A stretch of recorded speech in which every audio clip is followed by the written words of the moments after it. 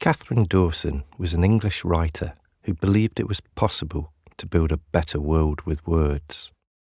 In 1917, she formed the Tomorrow Club, a kind of mentoring salon that connected aspiring writers with established writers. In 1921, she co-founded the International Association of Poets, Playwrights, Editors, Essayists and Novelists, or PEN International, as it's known today.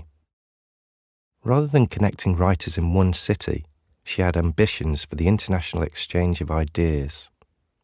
Lawrence joined in 1924 for 1 guinea, believing writers are perhaps the only people who may be capable of imaginative international understanding. Clarence Thompson gives Lawrence a shiny tortoise, which lifts his mood a bit, as he had felt raggy with a sore chest and tooth. Dorothy Brett suggests it was more serious than that, as he had been spitting blood and begins to question her own health, becoming obsessed with the idea that perhaps I am sometimes more than death, that perhaps the slow poison that has destroyed my ear is creeping slowly into my brain. The Lawrences are living remotely on the foot of the Rockies, and so are reliant on others to do their shopping for them, rendering Mabel Dodge Llewellyn an early iteration of Deliveroo. Frida requests 3 pairs of white thin woolen knickers, as mine are going and it's too cold for thin things. And Lawrence craves fruit, building materials and books. He is currently reading Charles Montagu Doughty's Travels in Arabia. But it's no easy task getting supplies up there, and one visitor abandons their Cadillac after floods took out a bridge. St. Maur is nearly finished, which Lawrence reassures Martin Sacker is a corker. He seems to be re-engaging with the world again and requests a 6-month subscription to Punch, but is furious with the thieving customs who charge him $1.09 customs duty on a book. Thank goodness he never got to experience Brexit.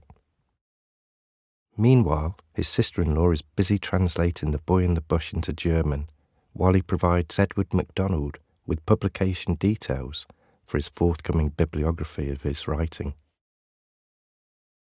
Despite the tranquility of cabin life, Lawrence is always up for a fight. Rolf Gardner, an English rural revivalist and latter-day Nazi, is informed we need to smash a few big holes in European suburbanity and get beyond suffused sentiments and self-pity. What's the good of being hopeless, so long as one has a hobnail boot to kick with? The role of the writer is intimate warfare, which means smashing the face of what they know is rotten. Unlike John Middleton Murray, who had rejected his essay, Reflections on the Death of a Porcupine, warning it would only make him enemies, Lawrence welcomes confrontation and quips, as if that weren't what I want. He heads off on a 1,000-mile motor tour to see the Indian Hopi Dance in Arizona, where he witnesses priests dancing with live rattlesnakes in their mouths, an experience that was weird rather than beautiful. Although he hates sitting in a motor car, this new mode of transport has brought down the price of horses, and he is able to purchase a black horse called Aaron for £8, half the price of a saddle.